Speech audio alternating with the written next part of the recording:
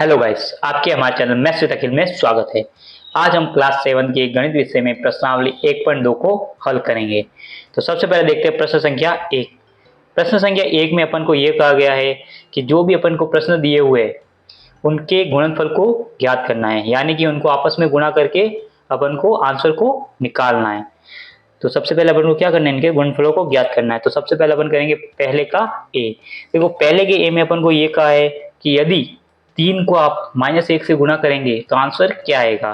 तो इसके लिए आपको है ना, जो बीजगणित के सामान्य नियम है जो यहाँ पे मैंने लिखे है उसका पता होना चाहिए। जैसे प्लस, अगर किसी प्लस वाली संख्या से गुणा होगा, मतलब प्लस वाली संख्या से गुणा होगी तो चिन्ह भी प्लस का आएगा। माइनस वाली संख्या अगर माइनस वाली संख्या से गुणा होगी तो भी चिन्ह प्लस का आएगा। प्लस वाली संख्या अगर माइनस वाली संख्या से गुणा होगी तो चिन्ह माइनस का आएगा। उसी तरह से अगर माइनस वाली संख्या प्लस वाली संख्या से गुणा होगी तो भी चिन्ह माइनस का आएगा। तो इन नियमों का अपन को ध्यान रखना है। तो सबसे पहले देखो 3 क्या है, 3 एक धनात्मक राशि है। उसको अगर अपन -1 से गुणा करेंगे तो क्या आएगा, देखो प्लस माइनस कहाँ है, ये वाला नियम लगेगा अपने। देखो प्लस माइनस क्या होगा, माइनस, यानी चिन्ह जो भी इनका गुणनफल का चिन्ह आएगा वो हमेशा अपना क्या आएगा, नेगेटिव आएगा। फिर देखो 3 को 1 से गुणा करेंगे तो हमेशा 3 ही आएगा, यानी कि 1 को किसी भी संख्या से गुणा करेंगे तो वही संख्या आती है। तो अपना आंसर क्या हो गया, अपना आंसर हो गया -3।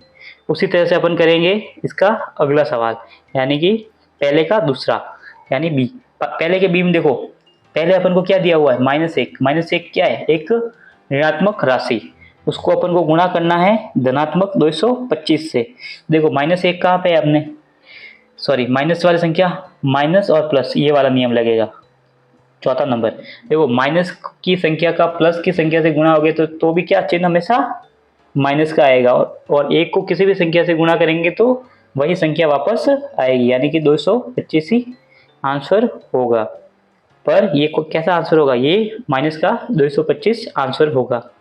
उसी तरह से अपन करेंगे इसका अगला है सी में अपन को कहा गया है कि -21 को आपको -30 से गुणा करना है। तो सबसे पहले आपको ऐसा चिन्हों का गुणा करवाना है। तो देखो सबसे पहले अपन चिन्ह देखते हैं, चिन्ह कौन से, माइनस और माइनस, यानी कि दोनों माइनस, यानी ये दूसरा वाला अपना नियम लगेगा। दूसरे वाले नियम में क्या है, अगर दोनों संख्या माइनस की हो तो चिन्ह प्लस का हो जाएगा, यानी कि इनका जो भी आंसर आएगा -21 गुणा -30 करने से जो भी आंसर आएगा वो आपके धनात्मक होगा। ये बात आपको पता रखनी है। फिर 21 का 30 से नॉर्मल गुणा कर सकते हैं आप। 21 का जब अपन 30 से गुणा करेंगे तो कितना आता है, 630। तो अपना आंसर आएगा 630। बस 630 किसकी है, प्लस की संख्या, और प्लस की संख्या को आप अगर आगे प्लस नहीं लिखेंगे तो भी वो मानी प्लस की ही जाएगी। इस तरह से अपन करेंगे इसका पहले का डी। पहले की डी में अपन को ये कहा गया है कि एक संख्या तो है अपनी माइनस की और दूसरी संख्या भी है माइनस की। यदि दोनों संख्या माइनस की है तो वापस ये वाला नियम ही लगेगा जो अभी अपन ने लगाया है। तो यानी माइनस माइनस आपस में गुणा होकर क्या हो जाएगा, प्लस हो जाएगा। तो सबसे अपन लिखते हैं 316 गुणा माइनस का 1, यानी कि इनसे जो भी आंसर आएगा वो एक धनात्मक राशि होगी। फिर देखो 316 को अगर आप 1 से गुणा करेंगे, किसी भी संख्या को 1 से गुणा करेंगे तो वही संख्या वापस आएगी, यानी 316 ही आएगा। और 316 एक धनात्मक राशि, इसके आगे अपन कोई भी चिन्ह नहीं लगाएंगे तो भी यह धनात्मक राशि ही रहेगी। इसी तरह से अपन करेंगे प्रश्न संख्या ई। प्रश्न संख्या ई में आपको अगर आप ध्यान से देखेंगे तो प्रश्न के बीच में है ना 0 है। अगर प्रश्न के बीच में अगर आपको 0 दिखता है तो आपको ये समझना है कि ये पूरी संख्या 0 हो जाएगी, क्योंकि 0 को किसी भी संख्या, चाहे वो माइनस की हो, प्लस की हो, चाहे वो भिन्न हो, कुछ भी हो, किसी से भी आप अगर गुणा करेंगे तो वो संख्या पूरी ही 0 हो जाएगी। तो आपको इसमें ज़्यादा कुछ करने की जरूरत नहीं है, आपको सिर्फ लिखना है। सबसे पहले -15 और 0 को कराएंगे तो 0, फिर -18 और 0 को कराएंगे तो भी 0। और 0 ना तो धनात्मक होता है और ना ही ऋणात्मक होता है, 0 एक उदासीन राशि होती है। ये बात आपको याद रखना है, 0 एक उदासीन राशि है,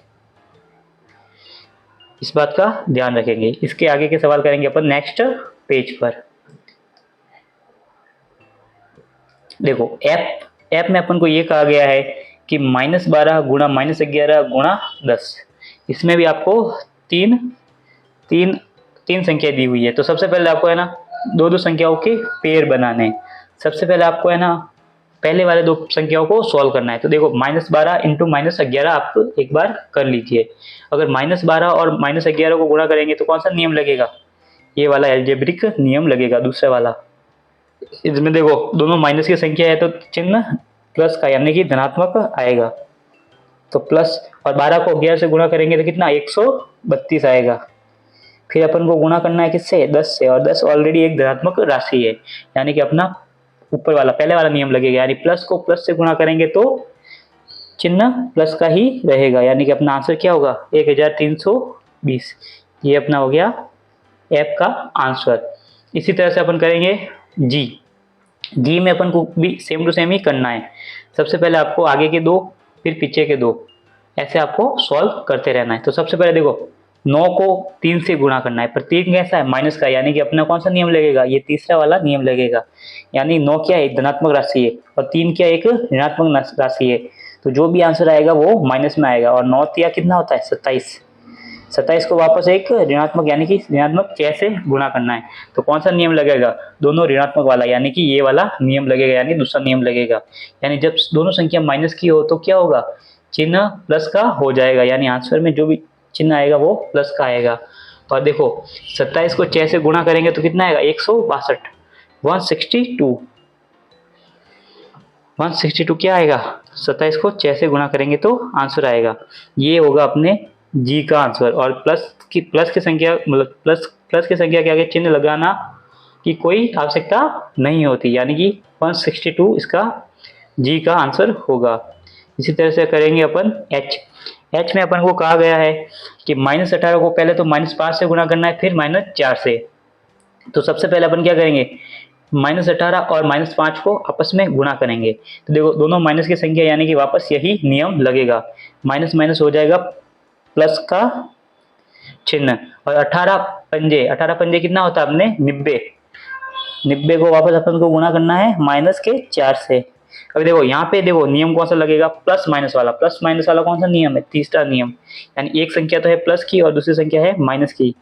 प्लस माइनस क्या होगा? हमेशा माइनस रहेगा, यानी कि माइनस का चिन्ह आएगा। और 9 चौक कितना होता है? 9 चौक होता है अपने 36, और पीछे एक जीरो लगाना है, यानी कि 360। यानी कि अपना एच का आंसर होगा माइनस के 360। इसी तरह से अपन करेंगे आई वाला। आई में अपन को कहा गया है कि एक संख्या तो है अपने किसकी? एक संख्या है अपने माइनस की, दूसरी संख्या माइनस की, और तीसरी संख्या भी माइनस की, और चौथी संख्या है प्लस की।